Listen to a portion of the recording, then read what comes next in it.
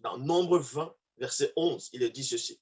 Puis Moïse leva la main et frappa 2 fois le rocher avec sa verge. Il sortit de l'eau en abondance. L'ensemble but et le bétail aussi. L'ensemble but et le bétail aussi.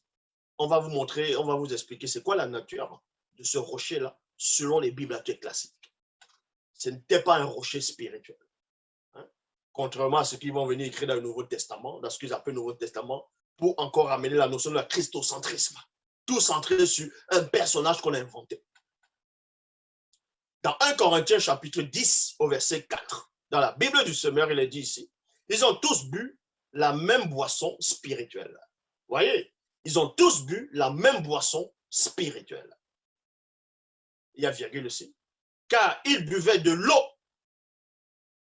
jaillie d'un rocher spirituel qui les accompagnait. Écoutez attentivement. On vous apprend ici, non mais quand les gens viennent écrire, quand ils viennent modifier des choses qui ont déjà été modifiées aussi, ils ne comprennent pas. Parce que ceux qui ont écrit les Bibles, à cette époque, c'était des gens qui n'étaient pas intelligents. Vous comprenez? C'était des gens qui ne réfléchissaient pas, ils étaient limités. Mais ils étaient intelligents pour ceux qui étaient encore limités à leur époque. C'était des gens, c'était des copistes, ils venaient recopier, ils disaient qu'ils étaient docteurs en théologie, d'autres ils disent qu'ils ont trouvé des manuscrits à la main morte, ainsi de suite, ils disent oh, c'est Dieu, c'est la parole de Dieu, la parole de Yahvé, la parole de Yahweh, ainsi de suite. Tout ça, c'est du n'importe quoi. 1 Corinthiens chapitre 10, verset 4. Regardez, on va vous montrer la supercherie, le mensonge. Dans 1 Corinthiens chapitre 10, au verset 4, Bible du Semeur, vous pouvez prendre n'importe quelle version. Ils ont tous bu la même boisson spirituelle, virgule, car ils buvaient de l'eau jaillir d'un rocher spirituel qui les accompagnait. Donc, selon 1 Corinthiens 6, Paul de Tarse, il explique qu'à un moment donné, le peuple d'Israël était dans le désert, Moïse était en train de cheminer, était le guide, donc conduisait le peuple. Et à un moment donné, Paul explique qu'il y avait un rocher spirituel qui les suivait. Donc, il y avait un rocher qui les suivait. On va vous montrer que le rocher ne les suivait pas. Selon l'Ancien Testament, ce qu'on appelle l'Ancien Testament, le rocher ne les suivait pas. Le rocher était à un endroit. Ils sont allés tout simplement à cet endroit-là. Le rocher ne les suivait pas depuis l'Égypte. Ça, c'est faux. Maintenant, il y a aussi des Mongols qui vont dire, oui, mais le rocher là, c'était Dieu qui est le rocher d'Israël. Ça, on va arriver après. Mais Paul, il disait qu'il y avait un rocher qui les suivait. C'était un rocher spirituel qui les suivait. Bon. Qui les accompagnait. Et ce rocher n'était d'autre que le Christ lui-même. Donc, Paul dit ici dans 1 Corinthiens 10, verset 4, que le rocher qui suivait le peuple d'Israël durant leur traversée du désert, ce rocher était Christ lui-même. D'autres vont appeler ça sous une forme de... En gros, ils vont dire que c'est de la théophanie. Donc, que le Christ s'est manifesté dans l'Ancien Testament sur plusieurs pharaons, sous la forme d'un rocher, sous la forme de l'ange de l'Éternel, donc ils appellent ça la théophanie, sous la forme de Melchisédek. Bref, ils vont donner toutes sortes de théories qui ne tiennent pas. Ça, ce sont des suppositions. Dans la traduction, le maître de Sarcée, il est dit ici, et qu'ils ont tous bu d'une même breuvage, c'est-à-dire d'un même breuvage plutôt spirituel, car ils buvaient de l'eau, de la pierre spirituelle, qui les suivait, la pierre spirituelle. Et Jésus-Christ était cette pierre. Vous voyez, eux, dans la traduction, le maître de Sarcée, eux, ils ont carrément mis Jésus-Christ. D'autres versions mettent que le Christ, le Christ, le Christ. Mais on va démonter ça tout de suite. Que ce rocher, donc les enfants d'Israël sont servis à boire de l'eau,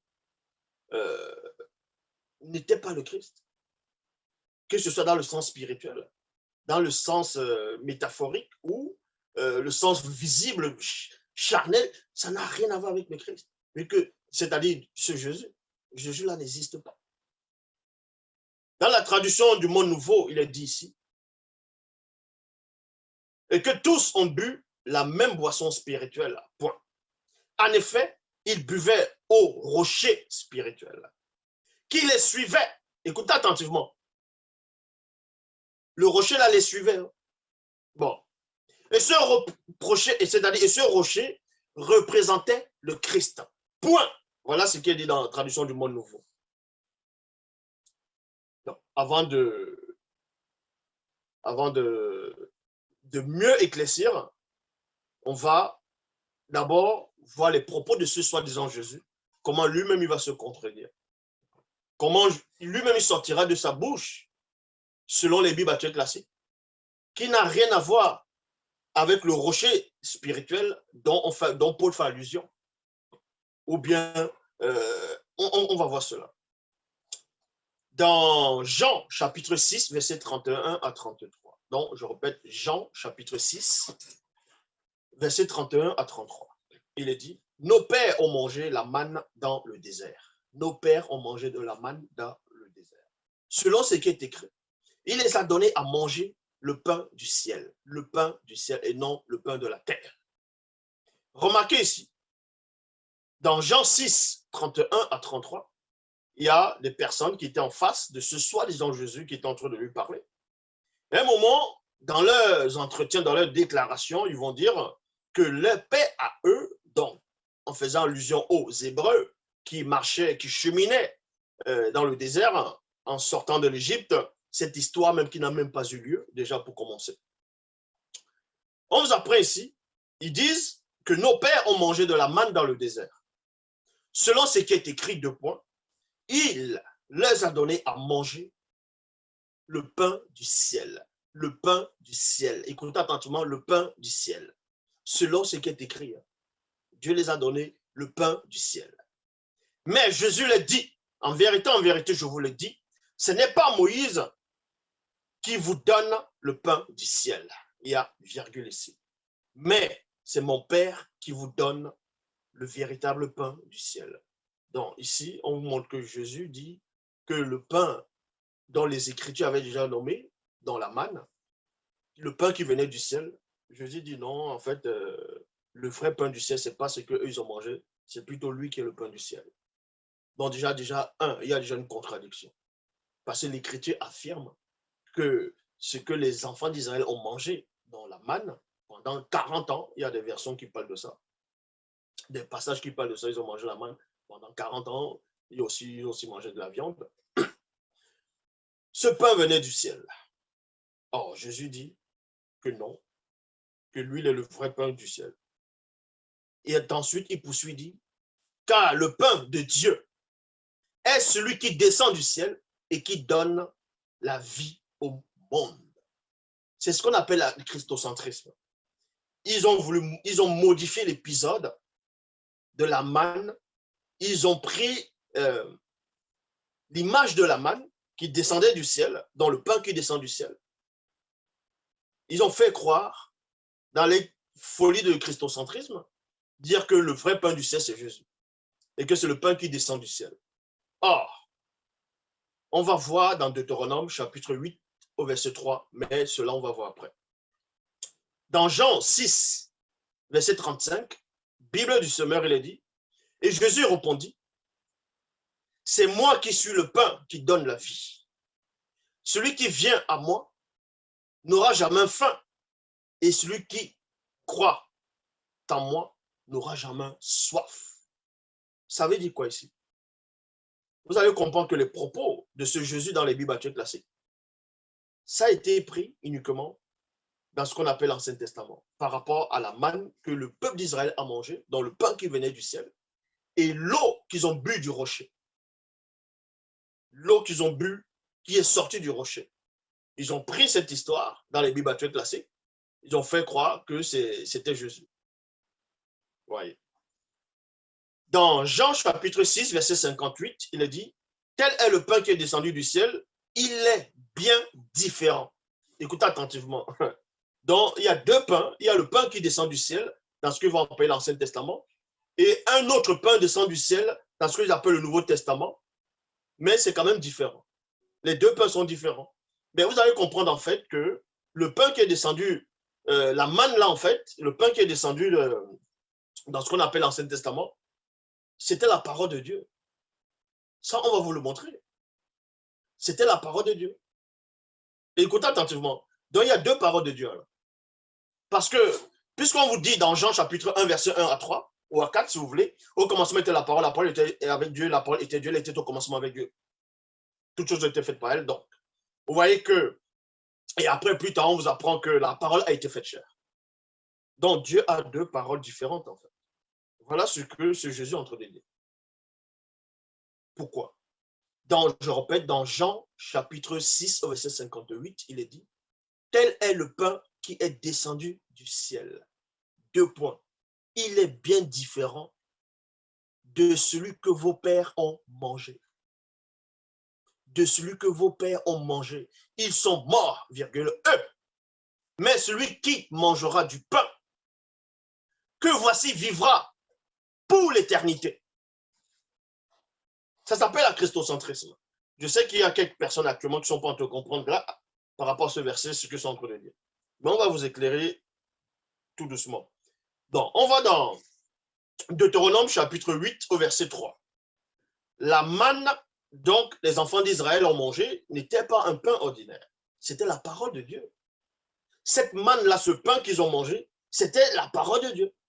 Pourquoi?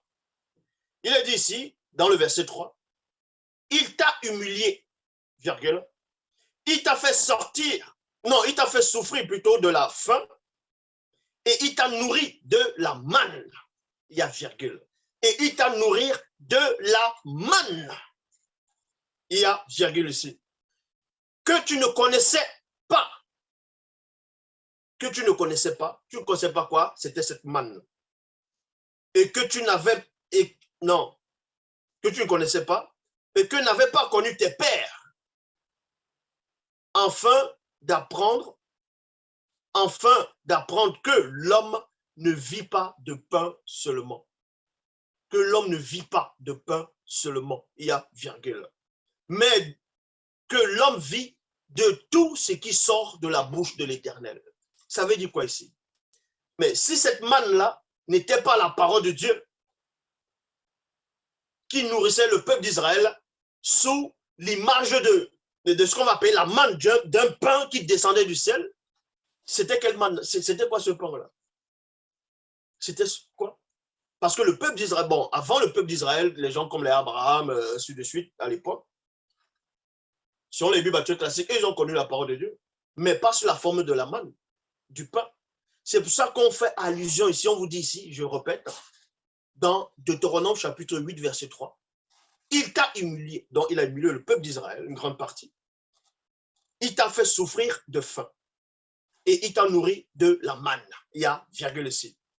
Que tu ne connaissais pas et que n'avaient pas connu tes pères. C'est normal, les pères n'avaient pas connu la parole de Dieu qui descendait du ciel en tant que pain. Voilà. Tes pères. Afin de t'apprendre que l'homme ne vit pas de pain seulement. Ça veut dire quoi ici? Maintenant, les gens vont dire non, c'est par rapport à la faute. Non, le peuple d'Israël a commis trop d'erreurs. C'est pour ça qu'on les châtie. Ce n'est pas ce que ça veut dire.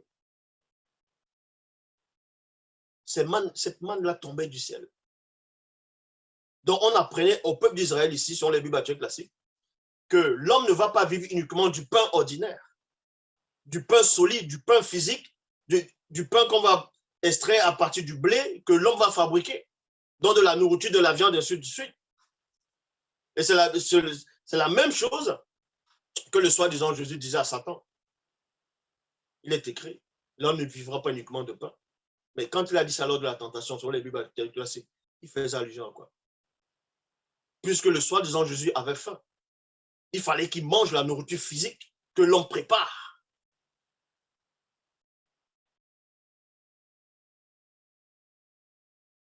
Vous voyez? C'est pour ça qu'il dit, l'homme ne vivra pas uniquement de pain, mais de toute parole qui sort de la bouche de Dieu. Et c'est ce que le peuple d'Israël a mangé, c'était ça, cette manne-là. Mais eux, ils ne savaient pas que la manne qu'ils étaient en train de manger, dans le pain qui tombait du ciel, c'était la parole de soi-disant Yahvé. Le peuple d'Israël ne savait pas ça. Maintenant, on vous apprend qu'il y a un personnage de Jésus qui vient, qui dit, en fait, le pain que le peuple d'Israël a mangé au désert, là, ce n'est pas le bon pain. En gros, c'est un pain ordinaire. Ce n'est pas le vrai pain. Le vrai pain que Dieu donne vient du ciel. Mais c'est écrit que la manne venait du ciel.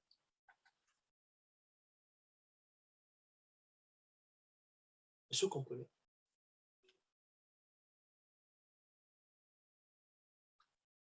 Dans 1 Corinthiens chapitre 10, au verset 3 à 4, on va vous parler de ce rocher. On va vous montrer que ce rocher n'a rien à voir avec Jésus. Et non seulement le rocher, là, n'a rien à voir avec Jésus, même si Corinthiens parle de ça. Et qu'il n'y avait pas qu'un seul rocher à cet endroit-là. Il y avait plusieurs rochers. Tous ont mangé du même aliment spirituel. Vous voyez? Donc, on vous apprend ici, Paul lui-même dit que la manne que les Hébreux ont mangée dans le désert, c'était spirituel. Donc, ce n'est pas l'homme qui avait fabriqué ça. Le spirituel, quand c'est spirituel, ça vient d'où? Ben, ça vient de Dieu, non? Selon ce que Paul est en train d'expliquer ici. Donc, c'était le pain qu'ils ont mangé. Et ce pain-là venait d'où? Ce n'était pas un pain qu'on faisait à la boulangerie. Le pain-là ne venait pas de l'Égypte. Il n'y avait pas de four pour cuire de pain en plein désert.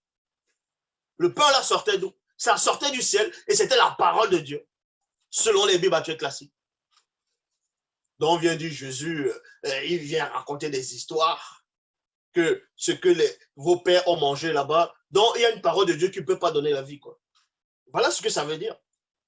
Parce qu'ils ne savent pas comment modifier, manifester la vraie christocentrisme. Ils vont vite se dépêcher d'écrire, de recopier, d'étaler, du n'importe quoi. Je répète, 1 Corinthiens, chapitre 10, au verset 3 à 4. Tous ont mangé du même aliment spirituel et tous ont bu de la même boisson spirituelle. L'aliment spirituel, c'est la manne qu'ils ont mangé au désert. Donc, c'était le pain qui venait du ciel. Et ce qu'ils ont bu, la boisson spirituelle, c'était ce rocher-là. Donc, comment se fait-il que le rocher va être représenté, ou bien le rocher, c'est Jésus, et le rocher spirituel, c'est Jésus, et le pain spirituel n'est pas Jésus. C'est-à-dire, la manne, ce n'est pas Jésus. Pourquoi? Donc, vous voyez qu'il y a quelque chose qui ne va pas. Comment ils se sont bourrés eux-mêmes? Ils se sont bourrés. Les eaux jaillissaient d'un rocher spirituel qui les accompagnait. Et ce rocher était le Christ. On va vous montrer que c'est faux. Exode, chapitre 17, au verset 5 à 6, il est dit, Yahvé répondit à Moïse, passe en avant du peuple. Passe en avant du peuple. Prends avec toi quelques anciens d'Israël et va. Point. Tu auras en main le bâton avec lequel tu as frappé le Nil. Il y a virgule ici. Verset 6, on vous dit ici. Maintenant, le verset 6, vous pouvez aller dans la parole de vie. Il est dit, je vais me tenir devant toi sur un rocher. Sur un rocher. Quand on dit un rocher, ça dit qu'il y a plusieurs rochers. On va vous montrer cela. Sur un rocher du mont Horeb.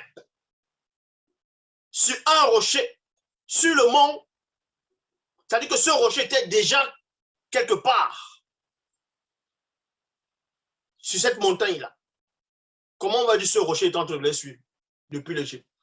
Ce rocher ne les suivait pas. Ce rocher était déjà là-bas.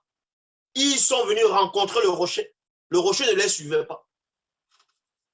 Donc, ils se pressent à écrire, à écrire. Maintenant, les gens ont dit, ah, Zoula ne comprend pas. En gros, ça veut dire que Dieu qui parlait, c'était lui-même qui est le rocher. Et c'est Dieu qui les suivait depuis dans le désert. Et quand il vient sur le rocher physique, il entre dans le rocher physique et maintenant, il sort. Laissez-moi vos histoires. Je suis la révélation. sur un rocher. Donc, tu frapperas le rocher, point. Et l'eau en sortira, et le peuple pourra boire. Moïse obéit au Seigneur, sous les yeux des anciens. Traduction, Pierre, Guiguette, il est dit ici, et moi je me tiens avant, moi je me tiens avant que tu n'arrives sur les rochers, et non sur le rocher, mais sur les. C'est-à-dire qu'il y avait plusieurs rochers, des rêves. Là, tu frapperas la pierre. D'autres versions, c'est rocher, ici c'est la pierre. Il en sortira de l'eau, et le peuple boira. Ainsi fit Moïse devant les fils d'Israël. Si le rocher, si cette eau était Jésus, représentait Jésus comme il est dit dans 1 Corinthiens, dans le livre d'un Corinthiens 10, si ce rocher était le Christ, et que l'eau qu'ils ont bu, c'était le Christ qui buvait spirituellement. Mais le même, soi-disant, Jésus a dit à la femme samaritaine dans Jean 4, que quiconque boit de cette eau, dans l'eau physique, l'eau du sol dans le plan visible, aura encore soif. Mais l'eau que je lui donnerai jaillira en lui jusqu'à la vie éternelle. Donc, si Christ, si soi-disant Jésus te donne de l'eau, tu n'auras plus jamais soif. Bon, expliquez-moi alors pourquoi, quand les enfants d'Israël ont bu l'eau qui était dans le rocher, montrez-moi un passage où c'est écrit qu'après, quand ils ont fini de boire cette eau, ils n'ont plus bu l'eau, ils n'ont plus bu après. Même quand ils sont entrés dans le pays de Canaan où coule le lait et le miel. Donc les enfants d'Israël ne buvaient plus rien après. Ils avaient plus soif après. Ils avaient plus soif après. Quand ils ont bu soi-disant ce rocher qui représentait Christ. Donc arrêtez un peu de délirer. On va vous expliquer c'était quoi l'histoire de ce rocher-là. Ce sont des choses physiques. Il n'y avait pas c'était pas, comment on appelle ça? C'était pas un miracle, ce rocher-là. Parce que les gens prennent tout vite au premier degré, ils ne comprennent même pas où se trouvent les miracles, où se trouvent les prodiges, où se trouve la réalité en gros. Dans Nombre chapitre 20, versets 10 à 11, Moïse et Aaron convoquaient l'assemblée devant le rocher désigné. Devant le rocher désigné. Parce qu'il y avait plusieurs rochers. On a désigné un rocher. Pourquoi on a désigné ce rocher-là? Vous savez, ceux qui ont déjà fait ce qu'on appelle le forage, il faut comprendre les choses d'abord du physique avant de comprendre le spirituel. Pour faire sortir l'eau du sol, bon, on peut creuser le puits, on creuse, on va dans les profondeurs en fonction de la couche du sol où l'eau peut se stagner. D'autres peuvent se trouver à 10 mètres de profondeur, d'autres à 5 mètres, d'autres à 6 mètres, d'autres à 100 mètres en fonction de l'orientation. Ça, c'est le puits. Vous creusez, après vous allez voir l'eau qui sort. Maintenant, il y a ce qu'on appelle le système du forage. Le forage, c'est quoi? On va forer la terre. Vous voyez, c'est le forage avec les appareils. Donc, on perce le sol. Ça entre à une certaine profondeur. Et là, il y a plusieurs couches dans le sol. Donc, il y a l'argile blanche qu'on va trouver. L'argile blanche doit sortir. Il y a l'argile noire qui sort. Et au fond, il y a ce qu'on appelle la pierre ou le rocher. Il y a le rocher sur le sol, dans la terre. Et quand on perce le rocher, bah, il faut percer ce rocher pour que l'eau potable puisse sortir, jaillir. Ça, c'est pas des produits, ce n'est pas des miracles. Donc, quand on a désigné le rocher, parmi les autres rochers, c'est-à-dire que ce rocher-là, il fallait qu'on casse ce rocher pour que l'eau puisse sortir. Parce que les autres rochers, l'eau n'allait pas sortir. C'était à une certaine profondeur déjà, où en dessous de ce rocher désigné, il y avait déjà de l'eau qui passait. Ça n'a rien à voir avec le spirituel, que c'était le Christ, tout ça. Les gens qui ont écrit ces Bibles-là, c'était les gens qui réfléchissaient au Moyen-Âge. Ils ne comprenaient pas la composition. Ils ne savaient rien du visible. Parce que dans leur logique à eux, si on cassait un rocher, l'eau sortait, on dit « wow !» Ça, c'est la magie, forcément, c'est spirituel. Non, non. Non. On va même vous donner la nature de ce rocher.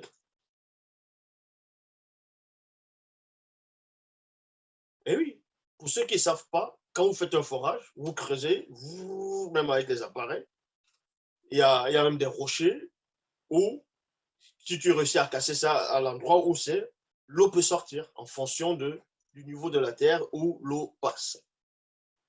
Parce que pour avoir de l'eau potable, il faut creuser en profondeur et faire sortir ce qu'on appelle l'argile. Donc, il y a l'argile noire qui va sortir, il y a l'argile blanche qui va sortir, l'argile blanche, l'argile noire qui va sortir. Et vous tombez sur un caillou, sur un rocher.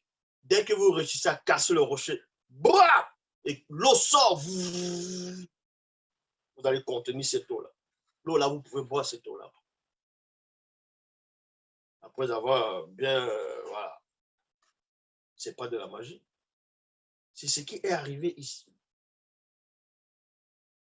C'est ce qui est arrivé ici. Donc, quand on dit à Moïse, on a désigné un rocher parce qu'on savait qu'en dessous de ce rocher, si on tapait 2 fois, braf, solidement, braf, ça se fondait, l'eau qui était déjà là allait jaillir. Sinon, on allait lui dire de taper sur n'importe quel rocher. Parce qu'on savait déjà qu'en dessous de ce rocher, il y avait de l'eau. Ça n'a rien à voir avec Christ. Ça n'a rien à voir avec Jésus. Arrêtez un peu de délirer partout. Moïse leva la main et son bâton, il frappa le rocher par 2 fois. Bouah! Vous pensez que c'était quel bâton? C'était pas un bâton, c'était pas un bâton, vous allez cueillir là dehors comme ça, là, et puis bap, ça se casse vite. Il y a des bâtons extrêmement solides. Extrêmement solides. Donc, et quand il va frapper sur le rocher, on vous dit ici, il frappa le rocher par 2 fois, l'eau jaillit en abondance et la communauté eut à boire ainsi que ses troupeaux. C'était quoi donc ce rocher-là? C'était quoi cette pierre? Deutéronome chapitre 8 au verset 15, dans la traduction du Monde Nouveau, il dit, qui t'a fait marcher dans le grand et redoutable désert au sol aride et sans eau. Il y a virgule. Habité par des serpents venimeux et des scorpions. Des rochers, non, du rocher de silex. Du rocher de silex. Dans le silex, virgule, il a fait couler de l'eau. Donc, dans la nature ici, dans la traduction du Monde Nouveau, sont les Bibles classiques, la nature de ce rocher-là, c'était un rocher physique, ce n'était pas le Christ, ce n'était pas un truc de spirituel. Donc, contrairement à ce que Paul va essayer d'expliquer dans le livre de Corinthiens, que non, ils ont bu un breuvage spirituel, ils ont mangé la nourriture spirituelle, c'était le Christ, n'importe quoi. Non. On vous donne la nature de ce rocher-là. Et ce rocher-là, et cette nature, on retrouve encore ça sur la terre. C'est le silex. Le silex, c'est quoi? Le silex existe en abondance. Il se trouve dans les sols de craie ou de calcaire. Ou de calcaire. Parfois, dans les sols argileux. Argileux. C'est pour ça, donc, l'argile. C'est pour ça que je vous dis, quand on fait le forage et que vous voulez l'eau potable du forage, il faut que l'argile puisse sortir. L'argile blanche va sortir, l'argile noire va sortir, et là vous tombez sur le rocher, et blah, vous percez le rocher, l'eau va jaillir. Ce n'est pas de la sorcellerie. C'est l'intelligence, c'est tout. C'est ce que Moïse a fait.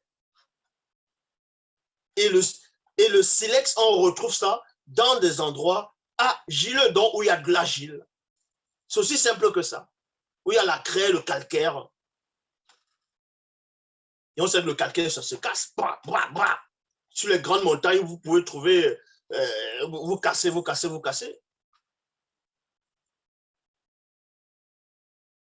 Dans d'autres versions, on dit le granit. Et d'autres aussi vont dire la pierre. Et quand vous lisez dans Psaume 105, verset 41, il est dit, il a fendu le rocher, Mais quand il y a déjà trop de calcaire sur une pierre, même si c'était la pierre la plus solide et que c'est avec du calcaire déjà, vous tapez 2 bons coups là, boum, ça commence à se fendiller, c'est tout. Boum, boum, et l'eau va jaillir. C'est ce que Moïse a fait dans les Bibles très classiques. Psaume 105, verset 41. Il a fendu le rocher et l'eau a coulé. Elle a coulé dans le désert comme un fleuve. Comme un fleuve. Alors, parce qu'il y avait beaucoup d'eau au fond. Et quand on voit dans Psaume 78, au verset 15, dans la traduction écuménique de la Bible, on vous apprend qu'il n'y avait pas qu'un seul rocher. Il fendait plutôt des rochers au désert. Il fendait des rochers et non le rocher. Selon Psaume 78, verset 15, on n'a pas fendu un seul rocher. Donc, il y a plusieurs Jésus alors. Oui, vu que Paul dit que le rocher qu'ils ont fendu, c'était le Christ qui les suivait, dans le sens spirituel. Mais dans Psaume 78, verset 15, dans la traduction AB écuménique de la Bible, dit qu'il y avait plusieurs rochers. Et on a fendu plusieurs rochers. Et l'eau est néanmoins sortie de ces plusieurs rochers-là. Des rochers qu'on va aussi sélectionner. Pas n'importe quel rocher. Parce qu'on savait qu'il y avait le calcaire, il y avait tout ça, c'était une terre agileuse. Donc il y avait de l'eau dedans. Il fondait des rochers au désert pour les faire boire, comme la source du grand abîme. Voilà.